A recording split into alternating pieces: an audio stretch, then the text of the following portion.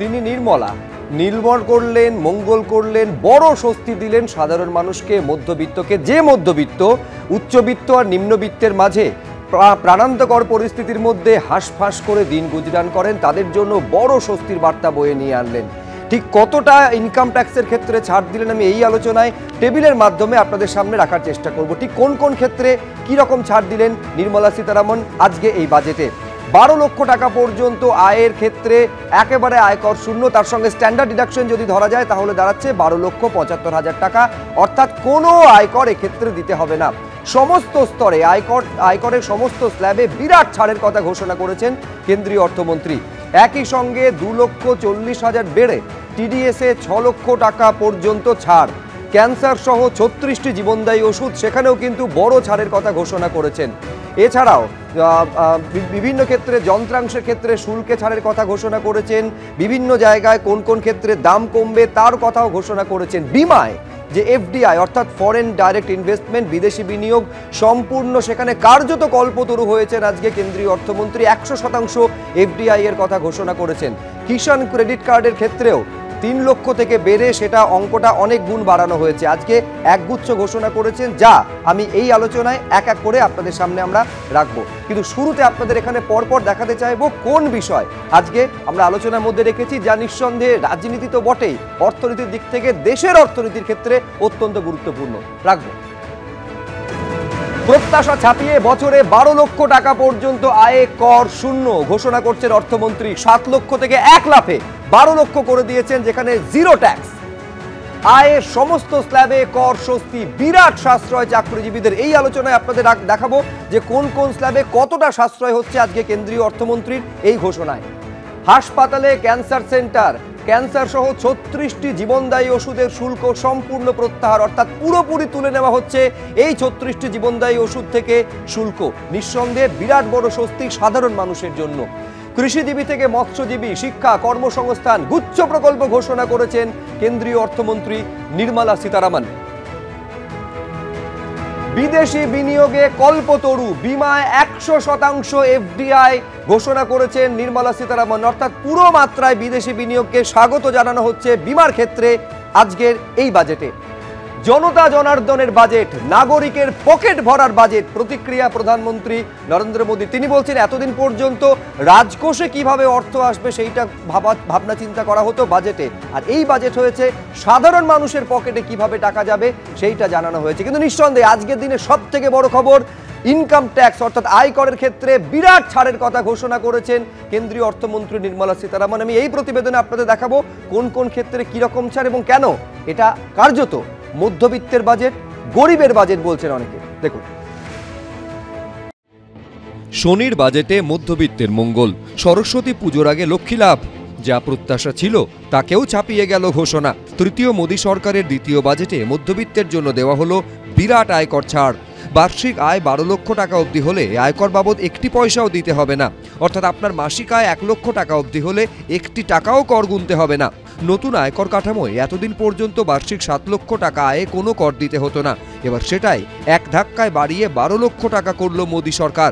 এরপর আবার রয়েছে 75,000 টাকার স্ট্যান্ডার্ড ডিডাকশন, অর্থাৎ সেক্ষেত্রে আয়কর ছাড়ের ঊর্ধ্বসীমা হবে 12,75,000 টাকা অবধি। I am now happy to announce that there will be no income tax payable up to income of 12 lakh rupees.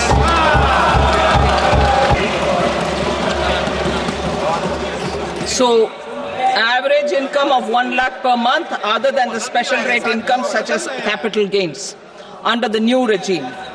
This limit will be 12.75 lakh for salaried taxpayers due to the standard deduction of 75,000.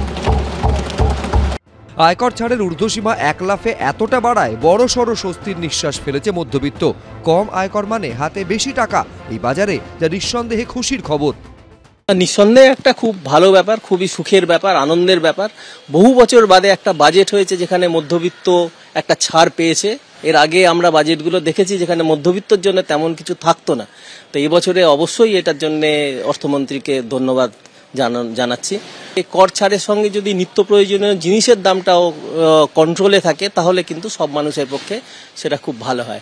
Middle ক্লাসে একটু কিছু লাভ হয়েছে, মানে আগে তো কিছু হতো না, এখন অনেক অনেক হয়েছে। হ্যাঁ, এর জন্য মানে কি বলবো, গভর্নমেন্টকে থ্যাংক ইউ বলা উচিত কি একটু মানে রিল্যাক্স হয়েছে মিডল ক্লাসের জন্য। কেন্দ্রীয় অর্থমন্ত্রী নির্মলা সীতারামন ঘোষণা করেছেন বার্ষিক 12 লক্ষ টাকা অবধি আয় হলে কোনো আয়কর দিতে হবে না। বার্ষিক আয় 12 লক্ষ ছাড়ালেই অর্থাৎ 12 লক্ষ 1 টাকা হলেই আপনাকে কর গুনতে হবে। সেক্ষেত্রে কত আয়ে কত শতাংশ হারে কর গুনতে হবে। নতুন কর কাঠামোয় বার্ষিক 4 লক্ষ টাকা অবধি করযোগ্য আয়ের ক্ষেত্রে কোনো আয়কর নেই। বার্ষিক 4 থেকে 8 লক্ষ টাকা অবধি করযোগ্য আয়ে 5% হারে আয়কর দিতে হবে। বার্ষিক 8 থেকে 12 লক্ষ টাকা অবধি করযোগ্য আয়ে আয়কর গুনতে হবে 10% করে। বার্ষিক 12 থেকে 16 লক্ষ টাকা অবধি করযোগ্য আয়ে 15%, বার্ষিক 16 থেকে 20 লক্ষ টাকা অবধি করযোগ্য আয়ে 20%, বার্ষিক 20 থেকে 24 লক্ষ টাকা অবধি করযোগ্য আয়ে 25% এবং বার্ষিক 24 লক্ষ টাকার ওপরে করযোগ্য আয়ে 30% হারে আয়কর দিতে হবে। মোদী সরকারের এই নজর কাড়া ঘোষণায় খুশির হাওয়া মধ্যবিত্তের ঘরে ঘরে। এক কথায় অসাধারণ, কারণ এরকম ছাড় হবে এটা আমরা কালকেও জানতাম না। এগুলো সমস্তটাই আমাদের এই ধরনের মধ্যবিত্ত মানুষের কাছে ইজ ভেরি মাচ হেল্পফুল এবং আমি definitely thanks to the finance minister এবং আমাদের সেন্ট্রাল গভর্নমেন্টকে যে তারা এই ধরনের সুযোগ সুবিধা আমাদের মধ্যে দিয়েছেন। आई एम हैप्पी, इससे रिलीफ बहुत होगा। मिडिल क्लास के लिए बहुत जरूरी है ये। मिडिल क्लास आज की डेट में बहुत परेशान है टैक्स के लोड से, लेकिन ये 12 लाख तक की लिमिट जो है उसके लिए खुशी का सौदा है। আগামী সপ্তাহে সংসদে নতুন আয়কর বিল আনা হচ্ছে বলেও ঘোষণা করেছেন কেন্দ্রীয় অর্থমন্ত্রী। সৌমিত্র রায়, অরিত্রিক ভট্টাচার্য, এবিপি আনন্দ।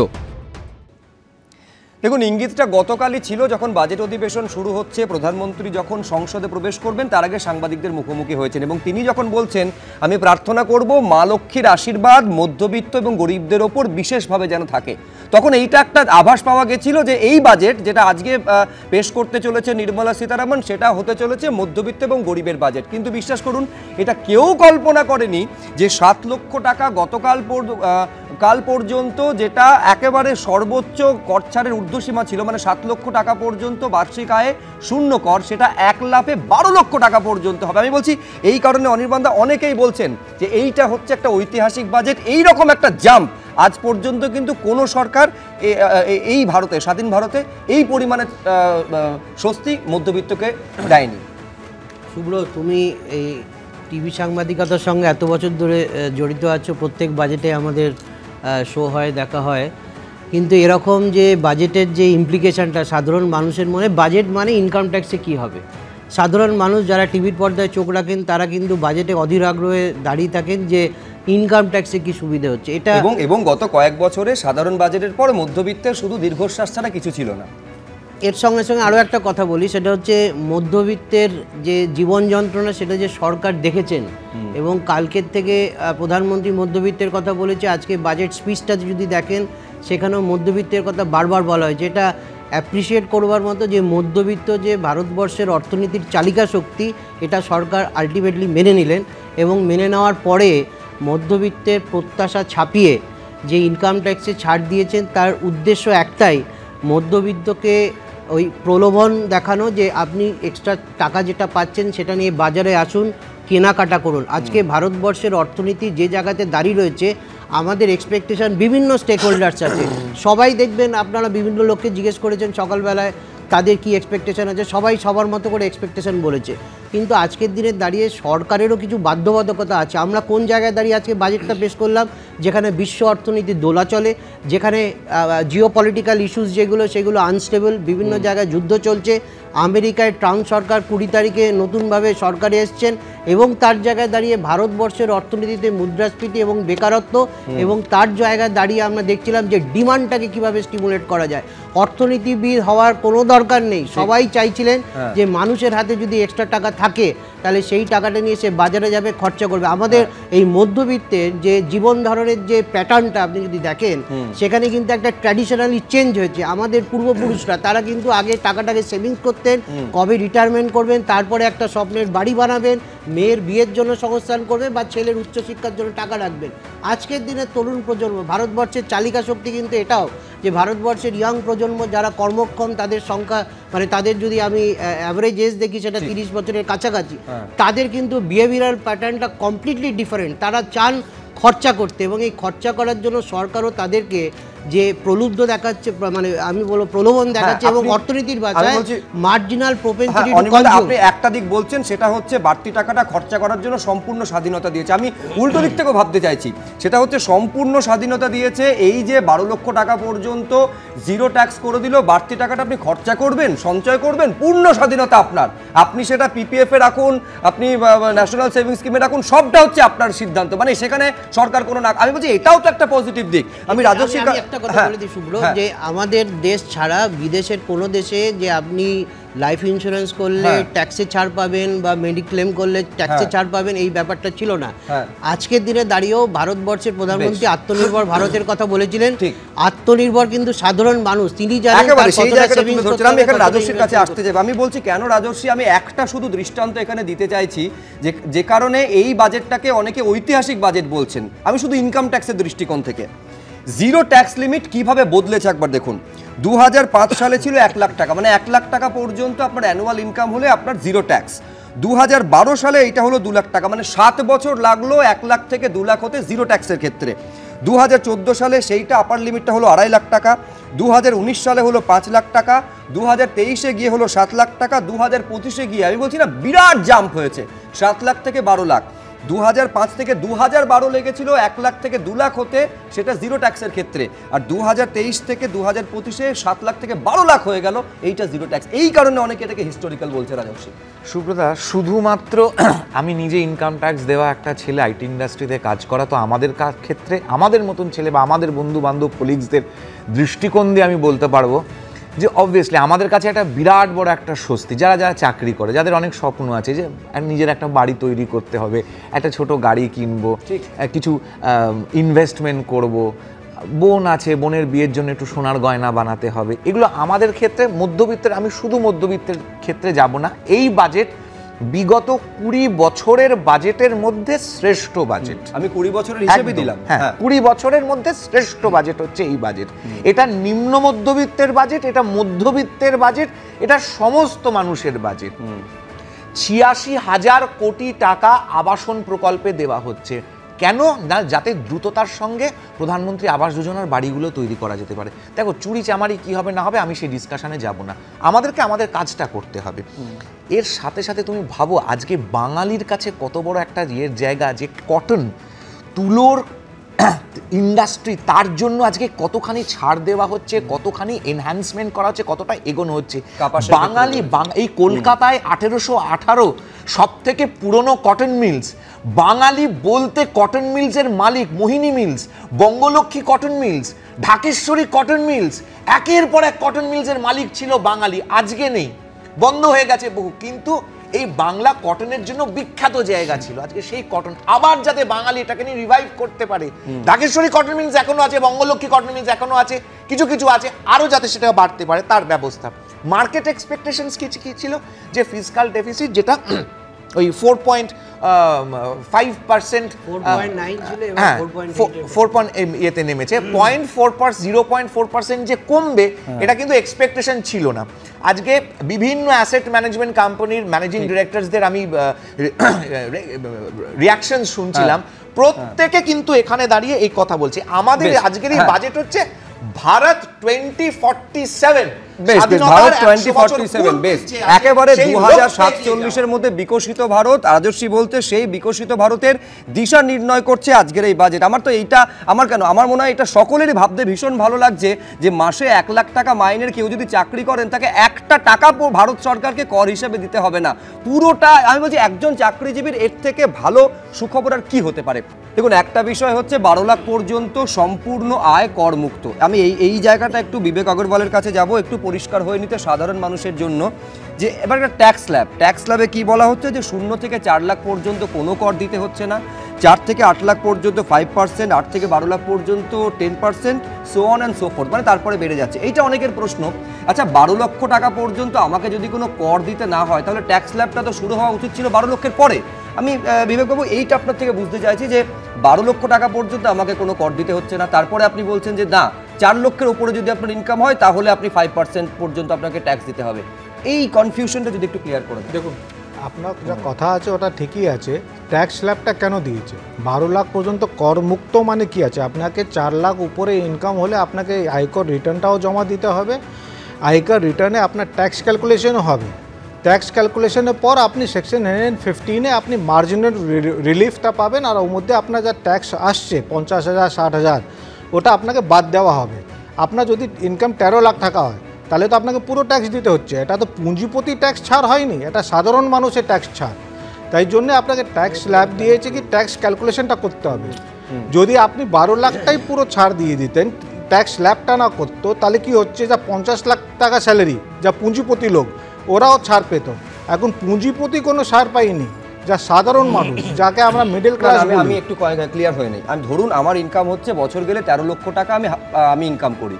এইবারে 12 লক্ষ টাকা পর্যন্ত আমার কোনো ট্যাক্স দিতে হচ্ছে না, তার সঙ্গে যোগ হচ্ছে 75,000 টাকার স্ট্যান্ডার্ড ডিডাকশন, পড়ে থাকলো আমার কাছে 25,000 টাকা। তাহলে আমাকে এই 25,000 টাকার উপর ট্যাক্স গুনতে হবে না?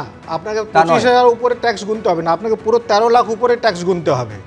কেন? এটা যার স্যালারি 12,75,000 টাকা উপরে স্যালারি, ওকে পুরো ট্যাক্স দিতে হবে জিরো দিয়ে, ওর জন্য ট্যাক্স স্ল্যাবটা আছে। শুভ্র, আমি একটুখানি ক্লিয়ার করে দিচ্ছি, যেটা মানে সাধারণ মানুষকে বলছি যে এই ট্যাক্স দিতে হবে না 12,75,000 টাকা অবধি, তার মানে এই নয় যে এই ট্যাক্স ক্যালকুলেশনটা হবে না।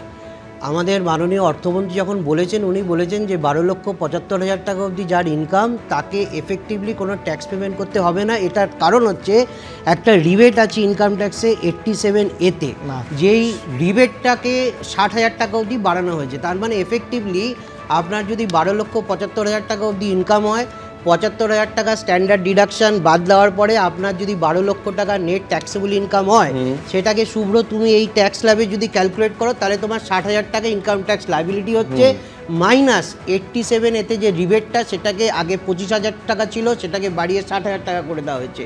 তাহলে এফেক্টিভলি মানুষকে কোনো টাকা দিতে হচ্ছে না। ট্যাক্স স্ল্যাবটা কিন্তু উনি যেটা বলেছেন সেটাই ট্যাক্স স্ল্যাব, কিন্তু ট্যাক্স স্ল্যাবে তুমি যদি 12,75,000 টাকা অবধি তোমার ইনকাম হয় তাহলে এফেক্টিভ ট্যাক্স তোমাকে দিতে হচ্ছে না, কারণ 87A-তে যে রিবেটটা আছে সেই রিবেটটাকে 25,000 টাকা থেকে বাড়িয়ে 60,000 টাকা করে দেওয়া হয়েছে।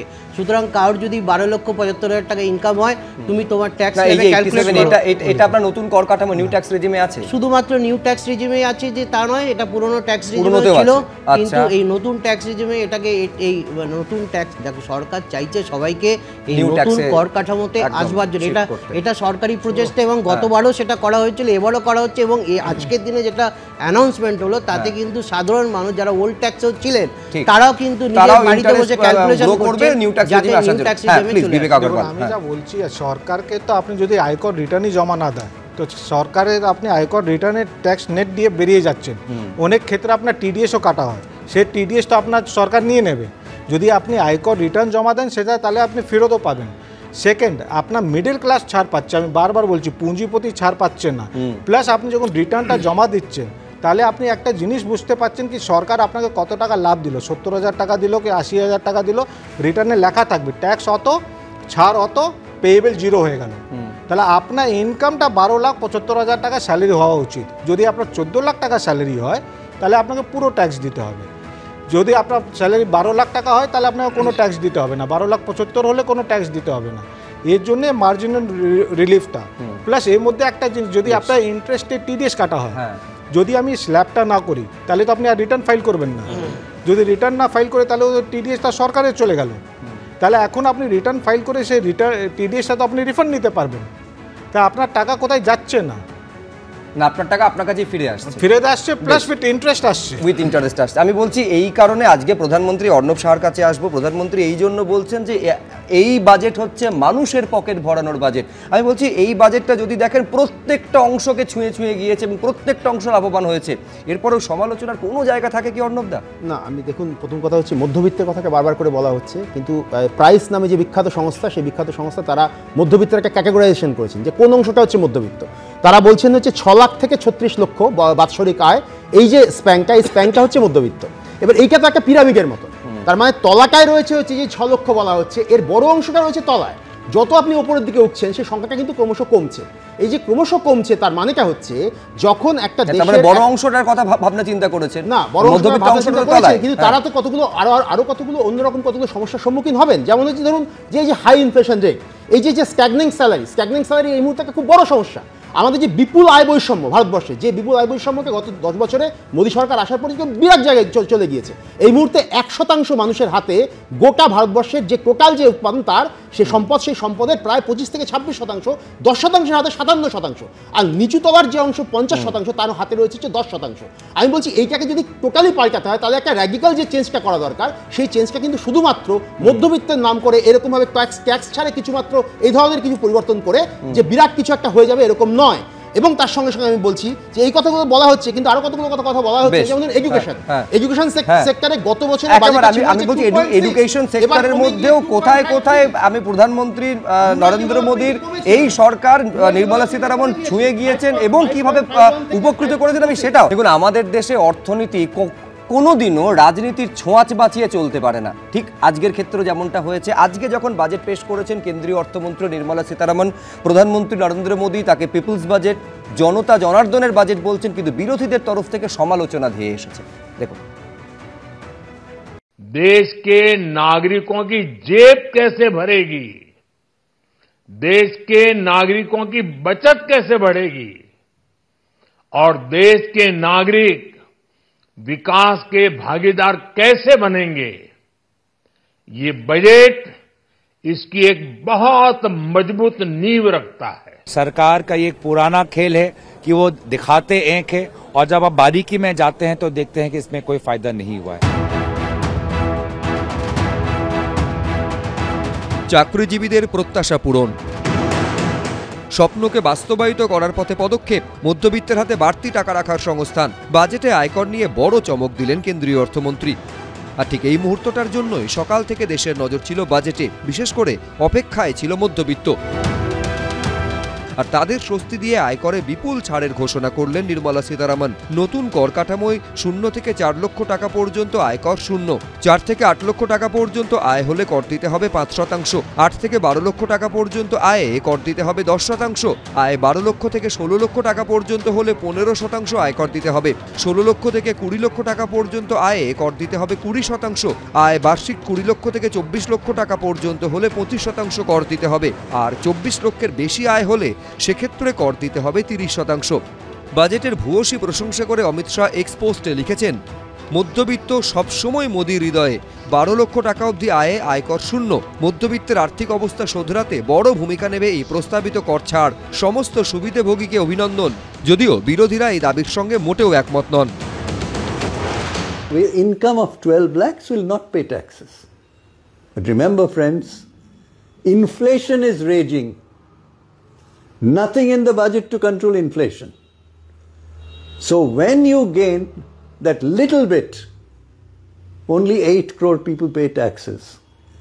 Even if some proportion of those people gain a little bit, it will get eaten up automatically by inflation.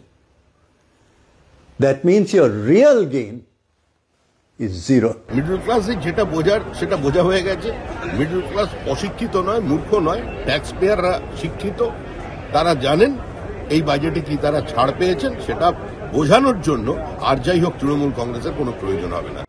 Delhi বিধানসভা ভোটের প্রচারে শুরু থেকে আম আদমি পার্টির প্রধান অরবিন্দ কেজরিওয়াল আয়কর ছাড়ের সীমা 7 লক্ষ টাকা থেকে বাড়িয়ে 10 লক্ষ টাকা করার দাবি করেছিলেন। আর বাজেটে নির্মলা সীতারামন প্রত্যাশা ছাপিয়ে বার্ষিক 12 লক্ষ টাকা অবধি আয়কর ছাড়ের ঘোষণা করে চমক দিলেন। তার আয়কর ঘোষণার পরই লোকসভায় মোদির নামে স্লোগান দিলেন বিজেপি সাংসদরা।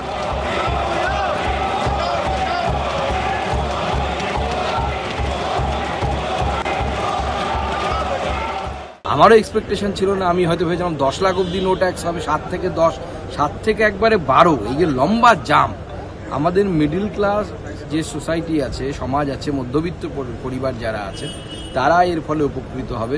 অনেকদিন পরে, যেটা অনেকদিন থেকে ডিউ হয়ে গেছিল, বাজেটের ওই ইনকাম ট্যাক্স যারা দেয় স্যালারিড ইনকামে, তাদের স্ল্যাবটাকে একটু ইনক্রিজ করা হয়েছে। তাহলে এটা টার্গেটটা হচ্ছে দিল্লি এবং বিহার। এই জন্যই বলছি যে দিল্লি নির্বাচনে এই অংশ হচ্ছে বড় গুরুত্বপূর্ণ ভূমিকা পালন করে। যদিও লাভটা পরের বছর হবে, কিন্তু এখন থেকে ওটা ক্যারেট। আর তাছাড়া যে ঘোষণা যেভাবে করেছেন, তাতে মনে হচ্ছে যে দেশের অর্থমন্ত্রী বিজেপি বাজেট বক্তৃতা করছেন না, বিহারের অর্থমন্ত্রী বাজেট পেশ করছেন। আগামী সপ্তাহে নতুন আয়কর বিল আনছে কেন্দ্র। বিজেন্দ্র সিংহ, উজ্জ্বল মুখোপাধ্যায়, এবিপি আনন্দ।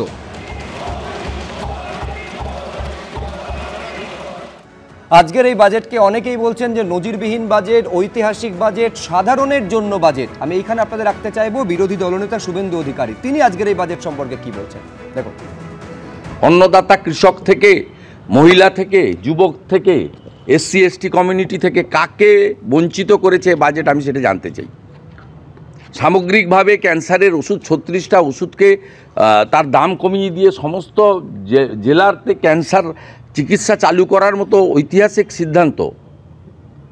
এবং পশ্চিমবঙ্গে তো আপনি কমপ্লিট করতে পারেননি, মাত্র 9-10% বাড়িতে নলে জল গেছে। 28 পর্যন্ত জল জীবন মিশনের স্কিমকে কন্টিনিউ করে দিয়েছে, যাতে প্রত্যেকটা বাড়িতে হার ঘর নল সে জল, নলে যাতে জল যায়। মানে সায়নদীপ শুধুমাত্র একেবারে প্রধানমন্ত্রী নয়, বিজেপির সব স্তরে এমনকি বিরোধীদের একটা অংশ পর্যন্ত বলছেন যে আজকের বাজেট সর্বসাধারণের বাজেট, অন্তঃসার শূন্য 20 বছরের মধ্যে শ্রেষ্ঠ ধাপ্পাবাজির বাজেট। আর ইউনিয়ন বাজেট নয়, ভারতের সরকারের বাজেট নয়, বিহার এবং দিল্লির সরকারের বাজেট বলে মনে হচ্ছিল। কৃষি, কৃষক, দারিদ্র, শিক্ষা, স্বাস্থ্য, রেলওয়ে সেফটি একটাও শব্দ নেই। ডিমান্ড বাড়ানো, ক্রয় ক্ষমতা বৃদ্ধি, কর্মসংস্থান বৃদ্ধি, যার মধ্যে দিয়ে মানুষের পারচেসিং পাওয়ার আসবে এবং দেশে কিছুটা অগ্রগতি হবে। জিডিপি কমবে না, বাড়বে, ধারাবাহিকভাবে জিডিপি কমছে, সেই নিয়ে একটা শব্দ নেই। মানরেগা নিয়ে বরাদ্দ তো বাড়ানো হয়নি, কমানো হয়েছে।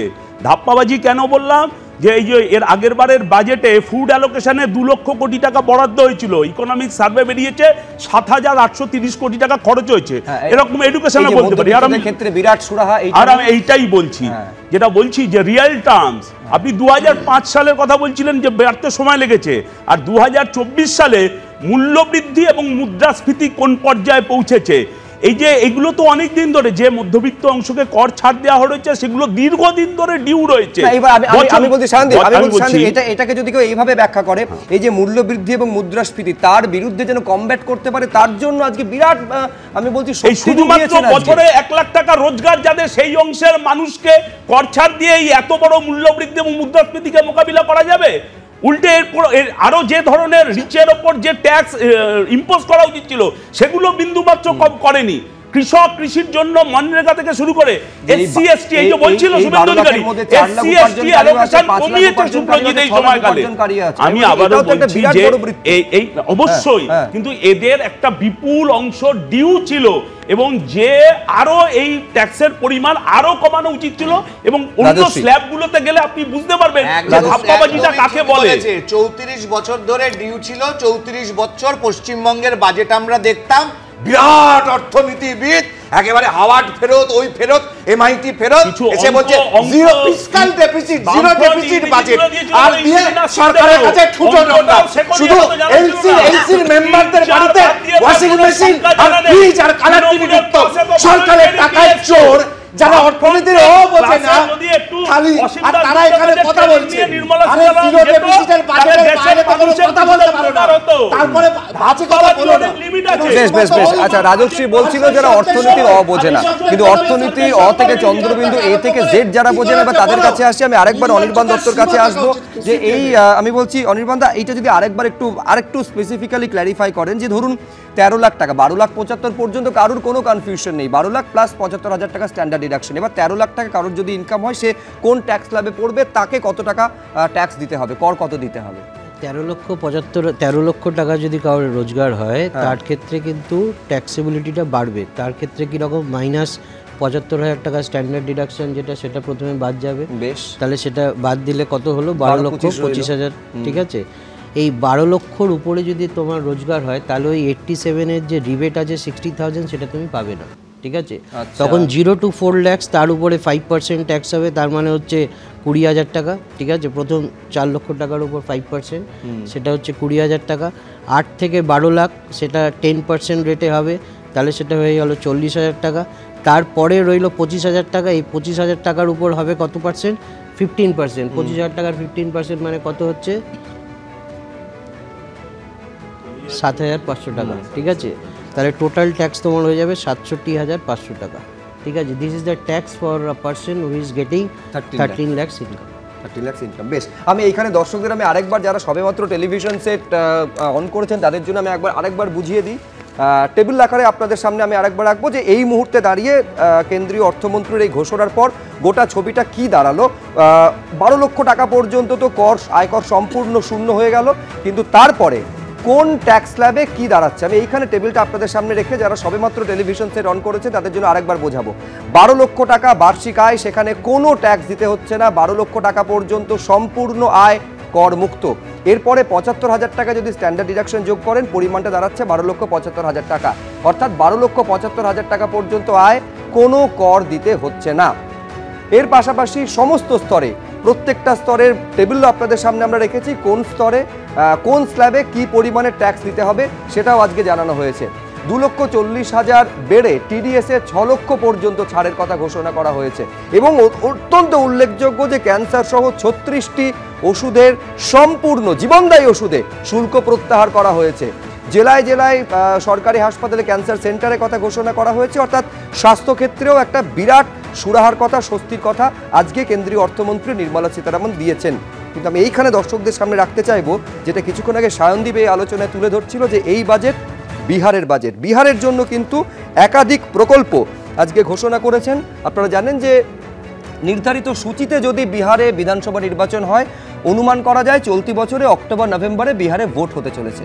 আজকের এই বাজেটে বিহারের জন্য কি কি ঘোষণা করেছেন কেন্দ্রীয় অর্থমন্ত্রী আমি এইবার আপনাদের সামনে রাখবো। দেখুন 2025 সালে এবছর নভেম্বর মাসে যেহেতু বিহারে নির্বাচন আছে, বিহারের জন্য সবকিছু করা হয়েছে, বাংলার জন্য কিচ্ছু নেই। বাংলাতে প্রকল্প এই জন্য আসছে না কারণ বাংলা সরকার তো লড়াই করতে ব্যস্ত, যারা মারামারি করে সবসময় তাদেরকে আপনি প্রজেক্ট দিয়ে কি করবেন।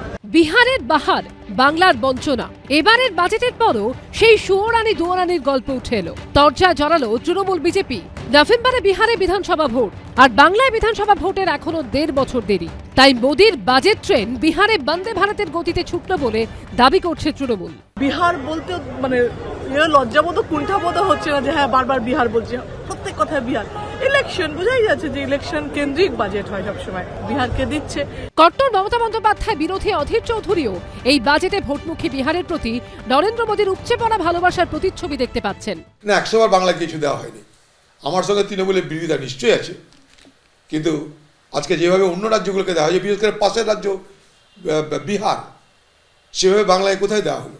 একটা পোর্টের কথা, একটা জাহাজ বন্দর আমরা তো আশা করেছিলাম, একটা বড় ইউনিভার্সিটি আমরা নিশ্চয় আশা করেছিলাম। বিহারের জন্য টাকা বরাদ্দ করতে হচ্ছে কোশি নদীর ক্যানেল ঠিক করার জন্য, কেন বাংলা কেন বঞ্চিত হবে? কোশি নদীর জল সমুদ্রে যাবে তো বাংলা দিয়েই, বিহারকে বাঁচিয়ে দিলে সেই বন্যার জল তো বাংলায় গিয়ে পড়বে। যদিও সর্বভারতীয় দল বিজেপির বঙ্গ শাখা বলছে এ তো দেশের বাজেট, প্রদেশের তো নয়, সেই সঙ্গে তৃণমূলকেও বিধেছে তারা। এই বাজেট তো কোনো প্রদেশের বাজেট হয়নি, আর পশ্চিমবঙ্গে তো 2016 সাল থেকে ট্রিটি করে বসে আছেন তারা, এখনো পর্যন্ত মালদা এয়ারপোর্টটাকে রেডি করতে পারলেন। উত্তরবঙ্গে এয়ারপোর্ট করা যাচ্ছে না, কেন করা যাচ্ছে না? এয়ারপোর্ট অথরিটি অফ ইন্ডিয়া জমি চাইছে, সরকার প্রোভাইড করতে পারছে না। উত্তর 24 পরগনা তেলের উপর ভাসছে, এখনো পর্যন্ত পিএমএল দিতে পারেনি। এর জন্য কে দায়ী? পশ্চিমবঙ্গে তো কে পিছিয়ে দিচ্ছে তো আজকে তৃণমূল কংগ্রেস অর্থনৈতিকভাবে। ভোটের কথা মাথায় রেখে বাজেট করে না এমন শাসক দল খুঁজে পাওয়া কঠিন। তৃতীয় মোদী সরকারের প্রথম পূর্ণাঙ্গ বাজেট হয়ে গেল। এবার 12ই ফেব্রুয়ারি মমতা বন্দ্যোপাধ্যায়ের তৃতীয় সরকারের শেষ পূর্ণাঙ্গ বাজেটে কি চমক থাকে সেটাই দেখার। মোদী আয়কর ছাড়ের চমক দিলেন। মমতা বন্দ্যোপাধ্যায়কে লক্ষ্মীর ভান্ডার প্রকল্পের ভাতা বৃদ্ধি কিংবা রাজ্য সরকারি কর্মচারীদের বকেয়া ডিএ প্রদানের মতো কোনো বড় ঘোষণা বাজেটে করবেন? বিজেন্দ্র সিংহ, ঝিলাম করঞ্জাই ও শিবাশিস মৌলিকের রিপোর্ট, এবিপি আনন্দ। গতবারের বাজেটে আপনারা জানেন যে কেন্দ্রীয় অর্থমন্ত্রী ঘোষণা করেছিলেন বিহার এবং একই সঙ্গে তেলেঙ্গানাকে কার্যত ঝুলি উপুর করে দেওয়া হয়েছিল। আজকের বাজেট নিয়ে জয়রাম রমেশ টুইট করেছেন, তিনি বলছেন Bihar goat bonanza, Andhra ক্রুয়েলি ignore. নিষ্ঠুরভাবে অন্ধ্রপ্রদেশকে একেবারে উপেক্ষা করা হয়েছে, বঞ্চিত করা হয়েছে। একদিক তো হচ্ছে যে মধ্যবিত্তদের ঝুলি উপুর করে দেওয়া হয়েছে, পাশাপাশি এই সমালোচনাও অনেকে রাজস্বী করছেন যে একই সঙ্গে বিহারকেও ঝুলি উপুর করে দেওয়া হয়েছে আজকের বাজেটে।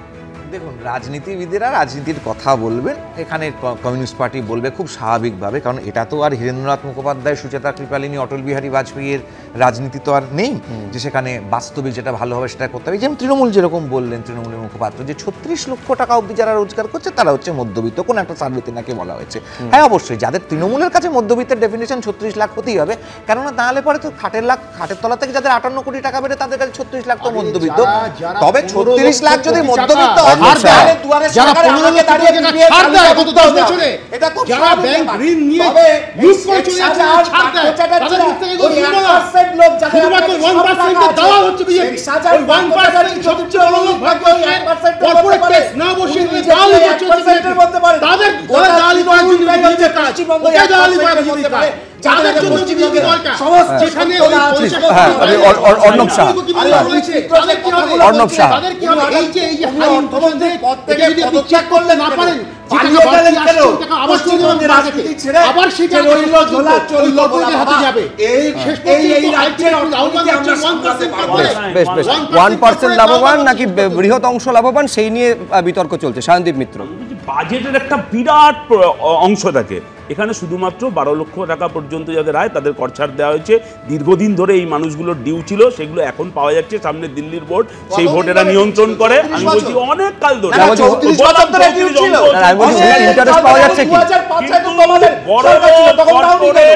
তাদের উপর ট্যাক্স চাপানোর কি ব্যবস্থা হলো, মূল্যবৃদ্ধি ব্যবস্থা হলো, কর্মসংস্থানের কি ব্যবস্থা হলো, জিডিপি প্রতি বছর কমেছে কি ব্যবস্থা হলো, ক্যান্সার নিয়ে গল্প শোনাচ্ছে ভালো কথা, একটা দিক তো আমরা এইটা বোঝার চেষ্টা করলাম অনির্বাণ দপ্তর থেকে যে কি পরিমাণ ইনকাম হলে সে কোন ট্যাক্স স্ল্যাবের মধ্যে পড়বে। আমার বিবেক আগরওয়ালের কাছে এইখানে প্রশ্ন থাকবে, আমি যদি একটা তুল্যমূল্য বিচার করি, আমি যদি কম্পারেটিভ স্টাডি করি, আজকের এই যে ট্যাক্স স্ল্যাবের কথা ঘোষণা করা হয়েছে কতটা আমার সাশ্রয় হচ্ছে, সেভ কতটা করতে পারছি আমি? দেখুন, আপনার যদি ইনকাম 12.5 লাখ টাকা থাকে তাহলে আপনি 80,000 টাকা সেভ করছেন। আপনাকে যদি আমি ব্রেকআপ করে বলি, যদি আপনার 8 লাখ টাকা ইনকাম থাকে তাহলে আপনি 30,000 টাকা সেভ করছেন। আপনার যদি 9 লাখ টাকা ইনকাম থাকে তাহলে 40,000 টাকা সেভ করছেন। 10 লাখ টাকা ইনকামে 50,000 টাকা সেভ করছেন। 11 লাখ টাকায় আপনি 65,000 টাকা সেভ করছেন। 12 লাখ টাকায় 80,000 টাকা সেভ করছেন কম্পেয়ার টু লাস্ট ইয়ার। আপনার যদি তার উপরে ইনকামটা বেড়ে যায় 13 লাখ টাকা, 13 লাখ টাকায় তো আপনাকে পুরো ট্যাক্স দিতে হচ্ছে এবছর, তারপরও আপনি 25,000 টাকা সেভ করছেন, কেন ট্যাক্স স্ল্যাবটা যা আগে ছিল ওটাও কমিয়েছে। তো আপনার আলটিমেট 13 লাখ টাকায় 25,000 টাকা সেভ করছেন, 14 লাখ টাকায় আপনি সেভ করছেন 30,000 টাকা। এভাবে বাড়তে বাড়তে 25 লাখ পর্যন্ত আপনার সেভিং হচ্ছে 1,10,000 টাকা। আপনার সেভিংটা সবাইকেই আছে, মেইন সেভিংটা আছে তলায় বর্গে। আপনি এই জিনিসে আমরা মধ্যবর্গে মিডল ক্লাসের কথা করছি, আমরা একটা জিনিস ভুলে যাচ্ছি। আমি লাস্ট ইয়ার বাজেটে আপনার স্টুডিওতে বলে গেছিলাম আনঅর্গানাইজ সেক্টর, স্পেশালি আমাদের যা অনলাইন প্ল্যাটফর্মে সুইগি জোম্যাটো আছে ওদের জন্য সরকার কিছু করছে না। এবার সরকার যা করেছে অনলাইন প্ল্যাটফর্মে যাকে গিগ ওয়ার্কার বলা হয়, যা মোটামুটি বাজেটে বলেছে 1 কোটি, একদম 1 crore গিগ ওয়ার্কার। এই গিগ ওয়ার্কারকে কম্পালসরিলি যা ই শ্রম পোর্টালে আপনাকে রেজিস্টার করতে হবে, ওরা একটা আই কার্ড পাবে, প্লাস ই শ্রম পোর্টালে যা বেনিফিটসটা আছে পেনশন দিয়ে আপনার জীবন, আমি বলছি এই জায়গাটাতেও কিন্তু সরকারি সুরক্ষা প্রকল্পের মধ্যে আনা হয়েছে, যেখানে বলা হচ্ছে this measure is likely to assist nearly 1 crore gig worker. ফলে এইটা অনেকে বলছেন যে আজকের এই বাজেট কি কারণে, এই হচ্ছে ব্যাখ্যা যে বিভিন্ন স্তরে ছুঁয়ে যাওয়ার চেষ্টা হয়েছে এবং সর্বসাধারণের বাজেট আজকে পেশ করেছেন নির্মলা সীতারামন। আপাতত আলোচনা এই পর্যন্ত, কিন্তু আমাদের টানা নজর রয়েছে এই যে বাজেট পেশ হয়েছে তার অ্যানালিসিস, বিশ্লেষণ এবং খুঁটিনাটির দিকে আমাদের নজর থাকছে। আপনাদের চোখ থাকুক এবিপি আনন্দ।